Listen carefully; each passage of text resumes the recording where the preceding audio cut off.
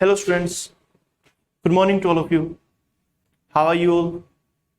I hope कि आप सब ठीक होंगे, कुशल मंगल होंगे, सब अच्छे से अपनी स्टडीज को कंटिन्यू कर रहे होंगे और जो हम करा रहे हैं ये बड़े अच्छे से आपको समझ में आ रहा होगा।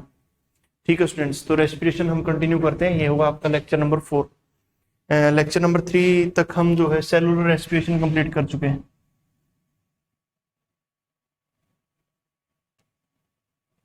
सेलुलर रेस्पिरेशन जो है हमारी कंप्लीट हो चुकी है कि कैसे हम इसमें हमने जाना है कि कैसे हम जो है एनर्जी प्रोड्यूस करते हैं ग्लूकोज से। क्या थी ये सारी की सारी? ग्लूकोज से किसकी प्रोडक्शन करना? एटीपी की प्रोडक्शन करना। ये हमने जाना है क्रेब्स साइकिल से और फर्मेंटेशन से, दो तरीकों से, यानी कि एरोबिक और अनएरोबिक दोनों हमने बच्चों डिटेल्स में किया। अब हम जो करेंगे वो है respiration in human beings. Respiration in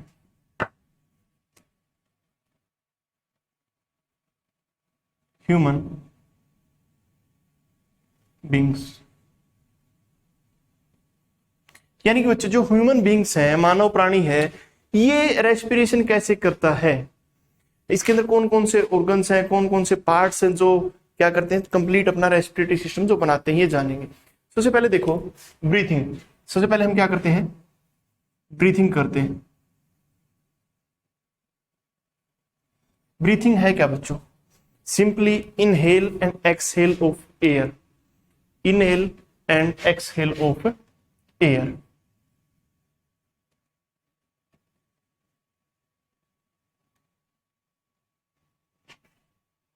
air, ठीक है।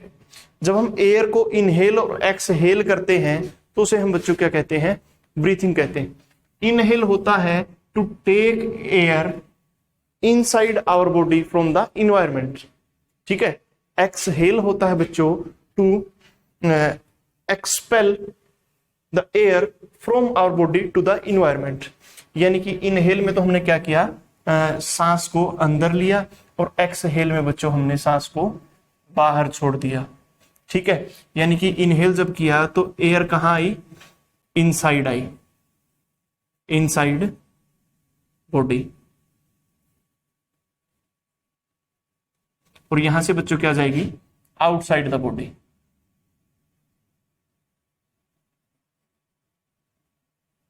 इसी को हम बच्चे क्या कहते हैं? ब्रीथिंग कहते हैं। तो ब्रीथिंग यहां से हमें पता चलता है कि एयर को इनसाइड और आउटसाइड करना बॉडी से क्या कहलाएगा बच्चों? ब्रीथिंग कहलाएगा। Breathing is a part of respiration, यानी कि हमने जब एयर को अंदर लिया तो आपने देखा कि जो ऑक्सीजन है, ऑक्सीजन जब माइटोकॉन्ड्रिया में गई थी तो माइटोकॉन्ड्रिया में ऑक्सीजन की हेल्प से हमने क्या किया था? ग्लूकोज का ऑक्सीडेशन किया था ना बच्चों, और वहां से हमें एनर्जी मिली थी। तो अब ये माइटोकॉन्ड्रिया तक जाती कैसे है? मैंने तो बोला कि हमने क्या किया? एयर को इनहेल किया है। अब ये कहां से होते हुए जो माइटोकॉन्ड्रिया तक पहुंचेगी उसे हम जानना है, ठीक है। और उसके लिए हम देखते हैं अपना पूरा का पूरा रेस्पिरेटरी सिस्टम या फिर रेस्पिरेटरी ट्रैक। जो ह्यूमन रेस्पिरेटरी ट्रैक है वो बच्चों स्टार्ट होता है एक्सटर्नल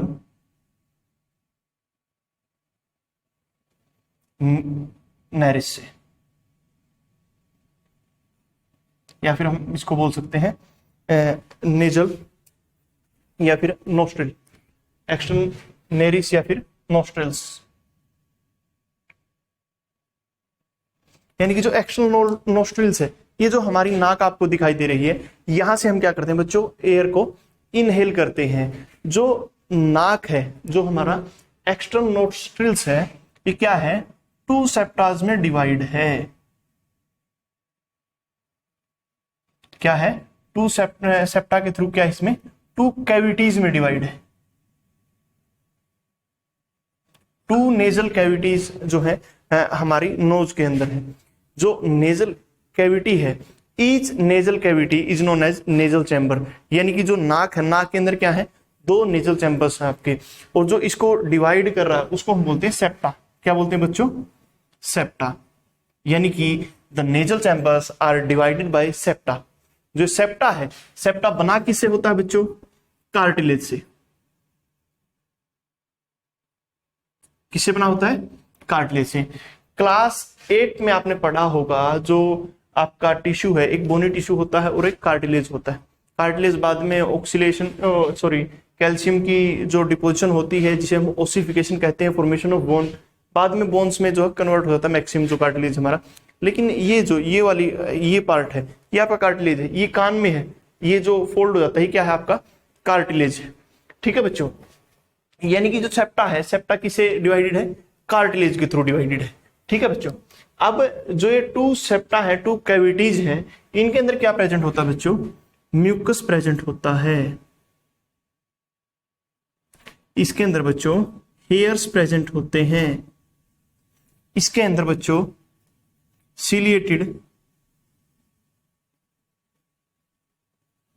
एपिथेलियम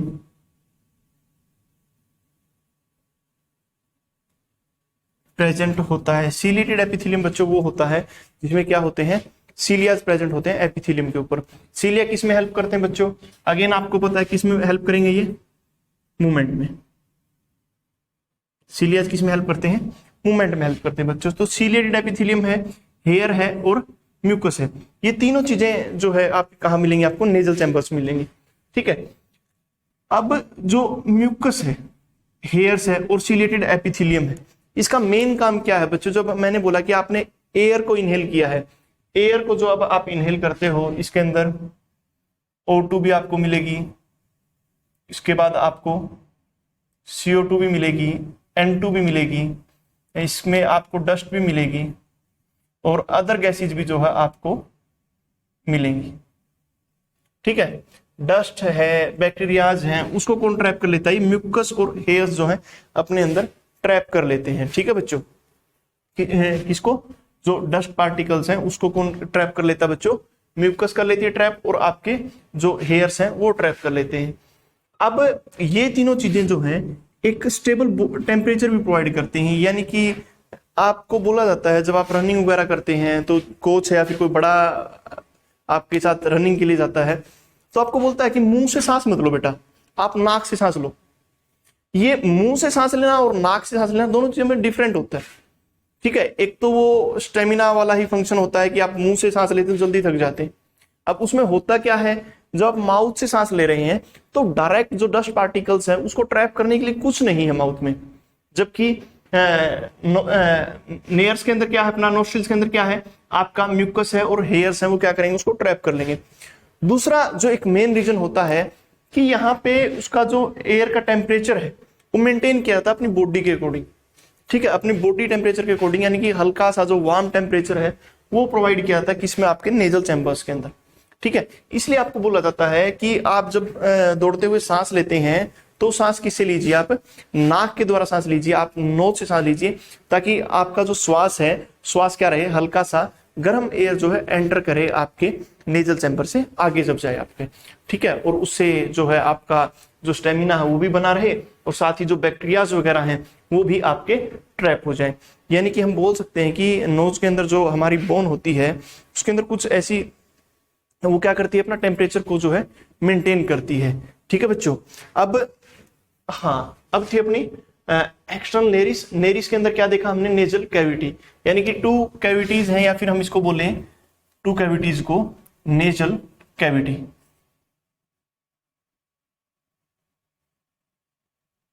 ठीक है बच्चों, यानी कि जो हमने एयर को इनहेल किया एक्सटर्नल नोस्ट्रिल के थ्रू, वो कहाँ गई, आपकी नेजल कैविटीज में गई, और नेजल कैविटी में जाने के बाद ये जो है ये सारी की सारी चीजें उसके साथ हुई, वो म्यूकस के साथ फ्यूज हुई, वो फिर हेयर्स ने उसको जो है एक टेम्परेचर प्रोवाइड किया और साथ में उसको क्या किया बच्चों, म्यूकस है, म्यूकस को क्या कर लिया, ट्रैप कर लिया। ठीक है, साथ ही इसमें क्या प्रेजेंट है बच्चों, सीलिएटेड एपिथेलियम। यहीं पे बच्चे इनके साथ आपका ओल्फैक्टरी एपिथेलियम भी होता है, ओल्फैक्टरी एपिथेलियम। ओल्फैक्टरी का मीन्स होता है बच्चों सेंसेस रिलेटेड टू स्मेल। जो आप स्मेल करते हैं, आप बोलते हैं अच्छी स्मेल है, बुरी स्मेल है, सबसे पहले नाक से ही पता चलता है ना, है ना। तो नाक के अंदर क्या होते हैं, ओल्फैक्टरी एपिथेलियम भी होता है, जिससे हमें पता चलता है किसी भी चीज की स्मेल कैसी है, पंजेंट स्मेल है या फिर जो एक पैसिनेटिंग स्मेल है जो हमें अच्छी लगती है, किस टाइप की स्मेल है, उसका हमें कहां से पता चलता है, ओल्फैक्टरी एपिथेलियम से, जो हमारे कहां होता है एक्सटर्नल नेरिस या फिर नेजल कैविटी में हम बोल सकते हैं ये प्रेजेंट होता है। ठीक है बच्चों, अब नेजल कैविटी के बाद हमारी क्या है, एक बॉडी वो है, बोन है, यहाँ पे एक बोन क्या करती है, वो सेपरेट करती है किसको, नेजल चैम्बर को ऊपर और जो माउथ है उसको नीचे। इसीलिए हम क्या करते हैं, जिस टाइम हम फूड को इनटेक कर रहे हैं उस टाइम हम क्या करते हैं, ब्रीथ इन और ब्रीथ आउट भी कर सकते हैं, बिकॉज नेजल जो चैम्बर है आपका और जो ये आपका माउथ है ये डिवाइडेड है बाय ए बोन। ठीक है बच्चों, अब हमने क्या कर लिया, हम दो चीजें पढ़ चुके हैं इसमें, जो ह्यूमन रेस्पिरेटरी सिस्टम है, हमने जाना है कि जो एयर है, एयर सबसे पहले कहाँ एंटर करती है बच्चों, एक्सटर्नल नोस्ट्रिल में एंटर करती है। एक्सटर्नल नोस्ट्रिल्स के बाद वो नेजल कैविटी के अंदर ऐड जाती है, नेजल कैविटी कहाँ जाएगी बच्चों, नेजल कैविटी में जाएगी। नेजल कैविटी के बाद जो आपकी एयर है वो जाएगी बच्चों फेरिंग्स में।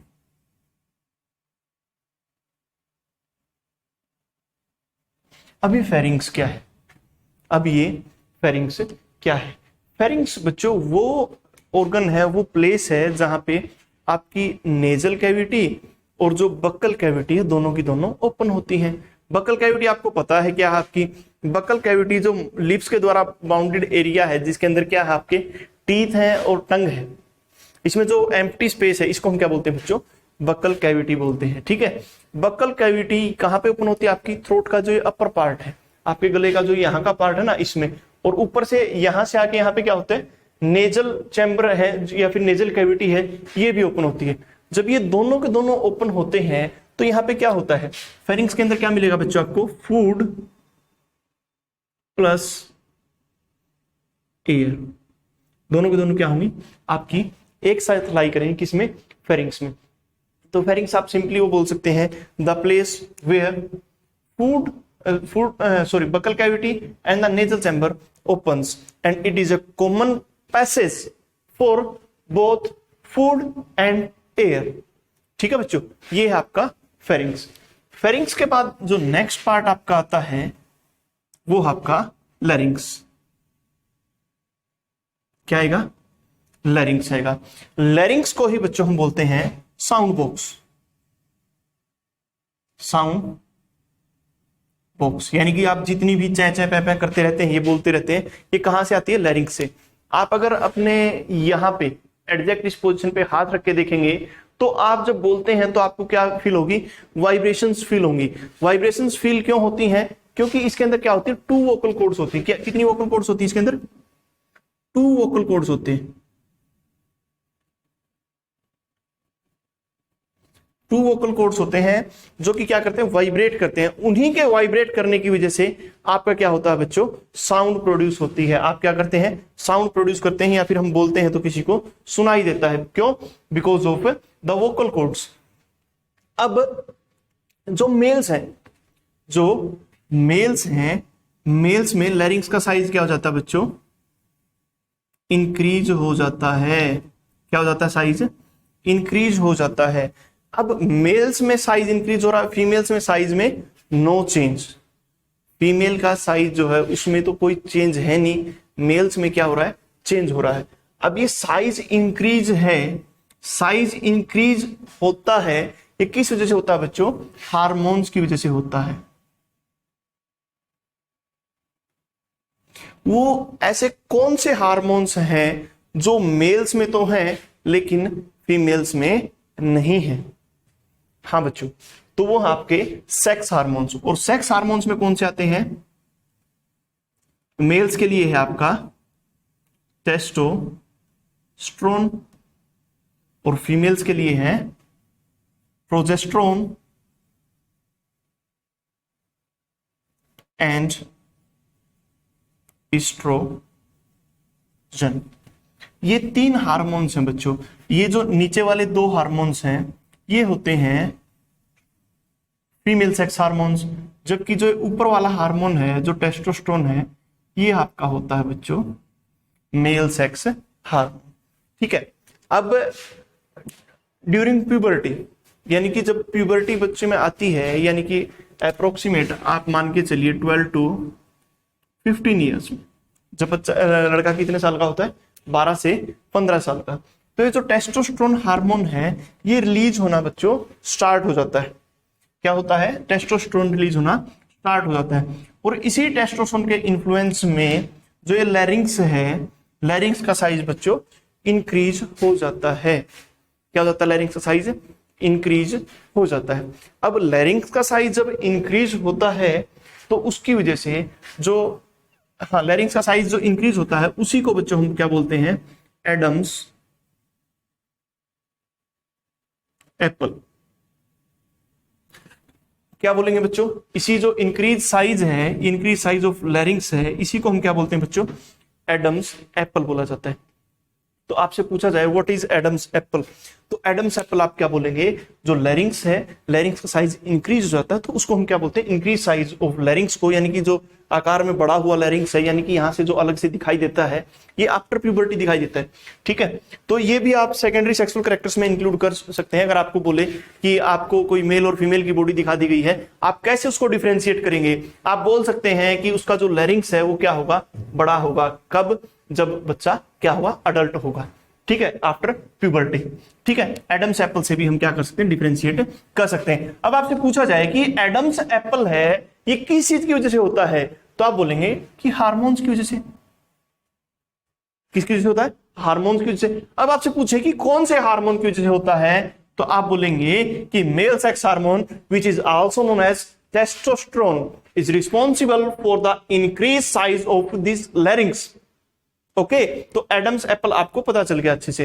अब डिफरेंशिएट हमें करना है आवाज से। किससे करना है? आवाज से। आवाज से डिफरेंशिएट करना है तो हम देखते हैं कि जो मेल्स होते हैं, मेल्स की आवाज थोड़ी भारी होती है। क्या होती है? थोड़ी भारी होती है। और फीमेल्स की आवाज क्या होती है? थोड़ी तीखी होती है। क्या होती है? तीखी होती है, यानी कि थोड़ी तेज होती है, या फिर हम बोले उसको थोड़ी सी पेनी होती है, पेनी आवाज होती है। अब मेरे को आप एक चीज बताएंगे, मैं नेक्स्ट लेक्चर में आपको बताऊंगा एडम्स एप्पल यानी कि इंक्रीज साइज ऑफ लैरिंग्स है। लैरिंग्स का साइज इंक्रीज होने से जो साउंड है उसकी फ्रीक्वेंसी पे क्या इफेक्ट पड़ता है?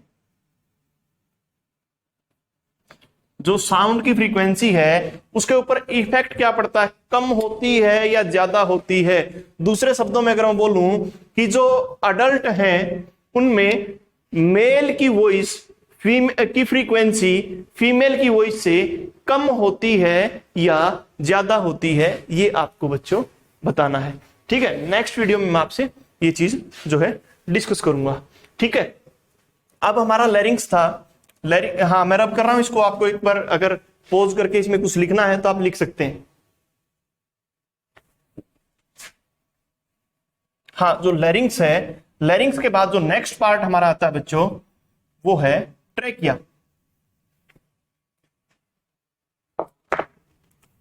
क्या है बच्चों? वो ट्रेकिया। ट्रेकिया को ही बच्चों हम क्या बोलते हैं? Wind pipe. क्या बोलते हैं? Wind pipe. यानी कि जो हमारी ट्रेकिया को हम बोलेंगे बच्चों विंड पाइप।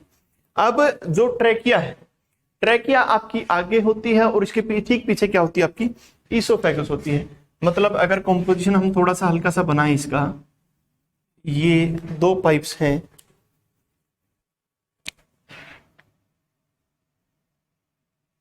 ठीक है, तो ये क्या होती है? अगर मैं ऐसे खड़ा हूं तो ब्लैक वाली क्या है? ब्लैक वाली है ट्रेकिया। ब्लैक वाली क्या है?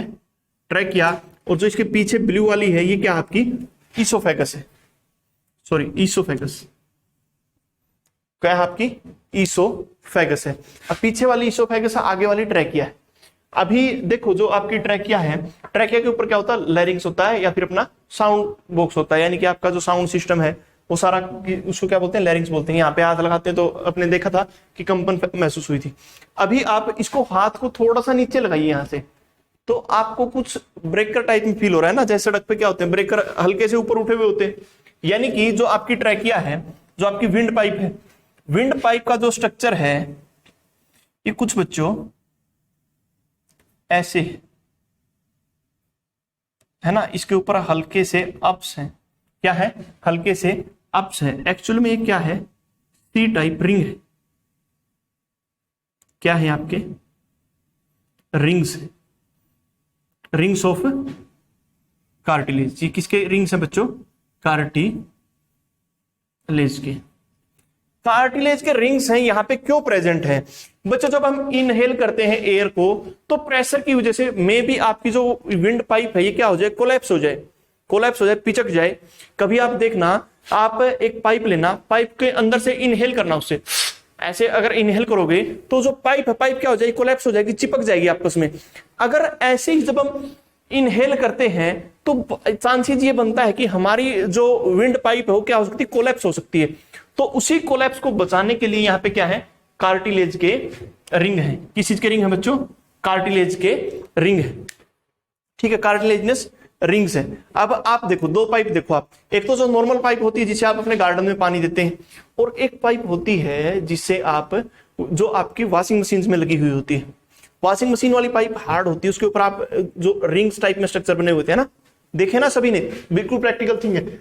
अब आप उसमें सक करना और एक जो नॉर्मल पाइप है उसको सक करना। जब आप उस नॉर्मल पाइप को सक करते हैं तो क्या हो जाती है, कोलैप्स हो जाती है। लेकिन जो पाइप थी आपकी वॉशिंग मशीन वाली पाइप थी वो कोलैप्स नहीं होती। ठीक है, तो कार्टिलेजस रिंग्स हैं जो ये किसी से बचाते हैं बच्चों, जो विंड पाइप है इसको क्या नहीं होने देते, ये कोलैप्स नहीं होने देते।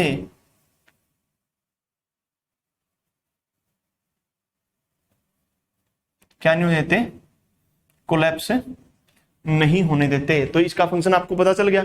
अब जो विंड पाइप है, विंड पाइप की क्या होती है बच्चों, ओपनिंग होती है। क्या होती है, ओपनिंग है। विंड पाइप की जो ओपनिंग है, ओपनिंग को बोलते हैं हम बच्चों इसको ग्लोटिस। क्या बोलते हैं इसको, ग्लोटिस। क्या बोलेंगे इसको, ग्लोटिस बोलेंगे। तो ग्लोटिस क्या है बच्चों, the opening of wind pipe. या हम बोलें कि विंड पाइप जहां से स्टार्ट होती है उस पार्ट को हम क्या बोलते हैं, ग्लोटिस बोलते हैं। अब मैं हूं, खाना खा रहा हूं, खाना खाते खाते हमारी तो आदत है बोलते भी और पानी भी पी लेते हैं। और कई तो क्या होते हैं, लेटे लेटे ही पानी पीते हैं, लेटे लेटे ही खाना खाते हैं, है ना, है ना। कई शहजादे यहाँ पे होंगे ऐसे, आपके घर पे भी होंगे, मैं भी, आप भी हो। ठीक है, मैं भी कभी कभी मैं भी लेटे लेटे कुछ खा लेता हूं। जब मैं लेट के खा रहा हूं तो टेंडेंसी क्या है कि खाना है विंड पाइप में भी जा सकता है और फूड पाइप में भी जा सकता है ना। इसी चीज को रोकने के लिए यहां पे एक फ्लैप लाइक स्ट्रक्चर है, फ्लैप लाइक स्ट्रक्चर, या फिर आप लीड लाइक स्ट्रक्चर बोल सकते हैं। लीड बोले तो ढक्कन बेटा, ठीक है, ढक्कन की तरह एक स्ट्रक्चर है।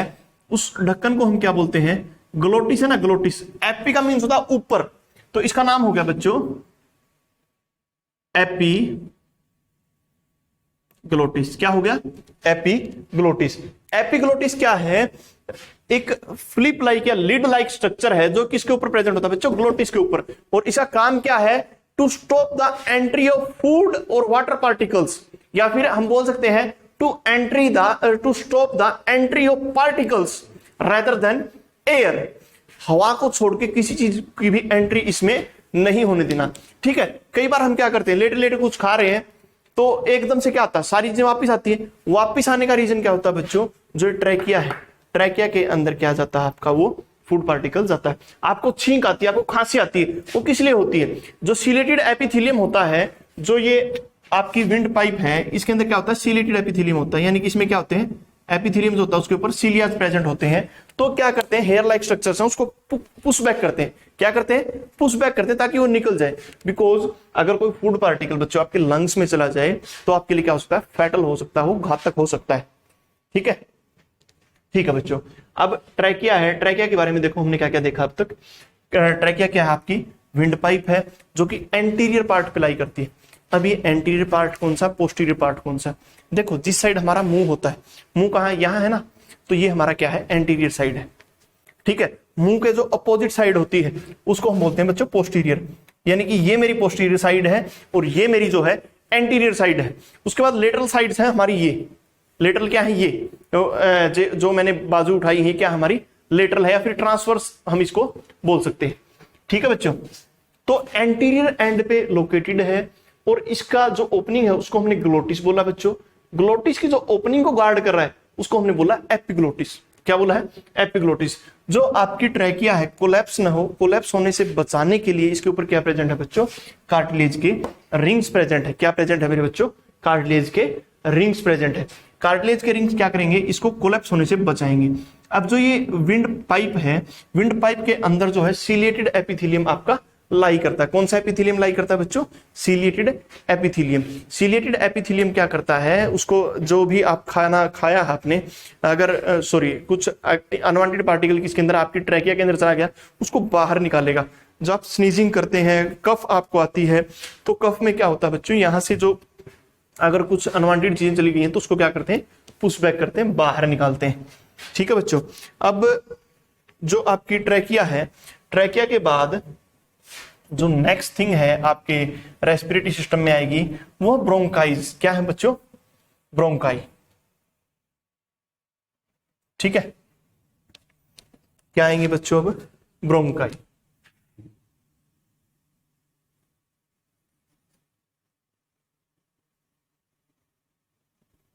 ब्रोंकाई। अगर सिंगुलर आपको बोलना है तो हम बोल देते हैं इसको ब्रोंकस। क्या बोलते हैं? ब्रोंकस बोलते हैं। यानी कि जो आपकी ट्रैकिया है, हमारी जो विंड पाइप है, क्या हो जाती है? बाइफरकेट हो जाती है बच्चों। क्या हो जाती है? बाइफरकेट। बाइफरकेट का मतलब है डिवाइडेड इनटू टू, यानी कि क्या होगी, दो पार्ट्स में डिवाइड हो जाएगी। एक राइट ब्रोंक्यूल होगा और एक आपका ब्रोंकाई होगा, और एक आपका लेफ्ट ब्रोंकाई होगा। यानी कि जो राइट लंग्स में जा रहा है उसको हम राइट बोलते हैं, जो लेफ्ट में जा रहा है बच्चों उसको हम लेफ्ट बोलते हैं। ठीक है, ब्रोंकाई सिंपली आपको पता चल गया। ट्रैकिया क्या है? टू पार्ट्स में डिवाइड होती है, तो हम इसको क्या बोलते हैं बच्चों? ब्रोंकाई बोलते हैं। राइट वाला राइट में चला जाएगा, लेफ्ट वाला लेफ्ट लंग्स में चला जाएगा। आपको पता है आपके लंग्स कितने हैं बच्चों? 2 हैं। कितने हैं? 2 लंग्स हैं आपके। अब जो ये ब्रोंकाई है, अब जो ब्रोंकाई है जिसने किसके अंदर एंटर किया बच्चों? लंग्स के अंदर एंटर किया। ठीक है, मैं एक कोई बड़ा बनाता हूं। ठीक है, दोनों में से एक को बड़ा बनाता हूं। स्पेस जो है लिमिटेड है, ताकि अपना जो फ्लो चार्ट है ये भी बना रहे और हमारा जो डायग्राम्स है वो भी बनते चले।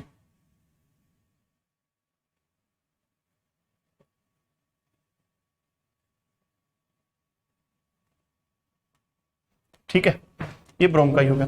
अब जो ब्रोंकाई है आगे जाके फर्दर डिवाइड हो जाती है। क्या होगी ये? फर्दर इसमें डिविजन्स हो जाएंगी बच्चों। और जो ये फर्दर डिवीजन है, इन डिविजन्स को हम क्या बोलेंगे बच्चों? ब्रोंक्यूल्स। यानी कि ब्रोंकाई से क्या बनेगा अपने पास?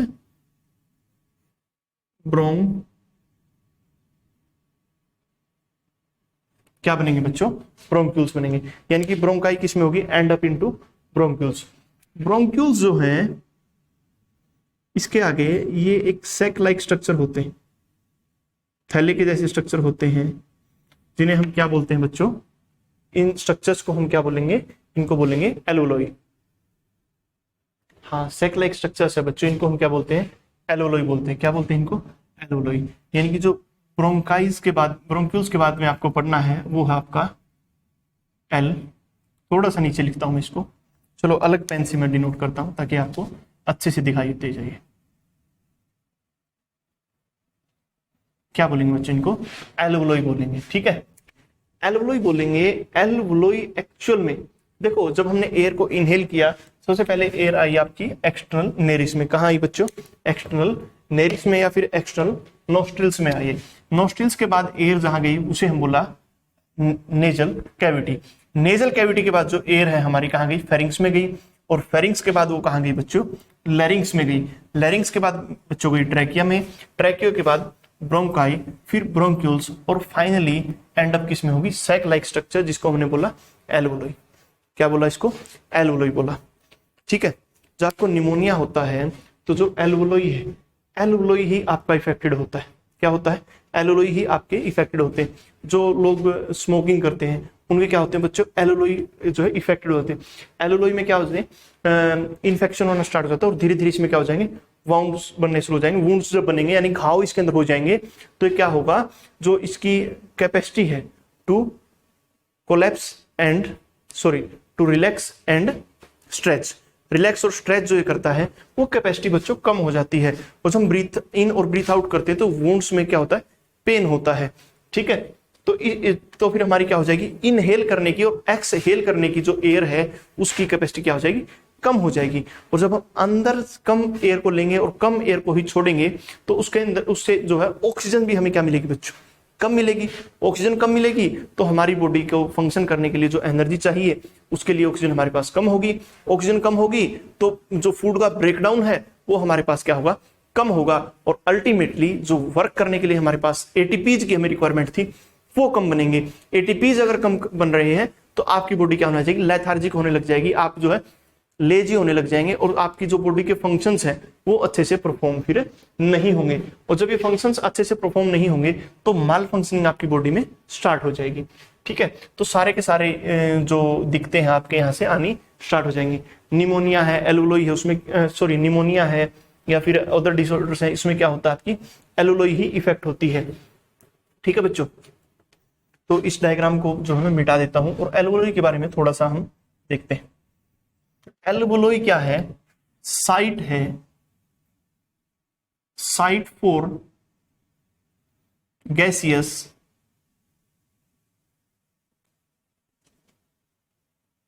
एक्सचेंज, यानी कि जो गैसेज है, गैसेज का हम एक्सचेंज करते हैं।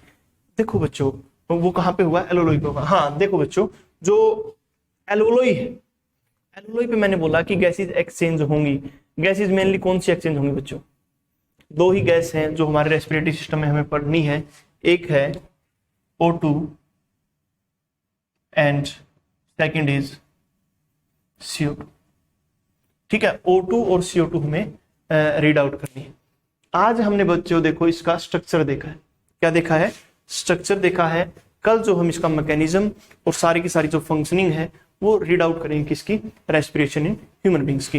देखो एक बार मैं ब्रीफ आपको करता हूं।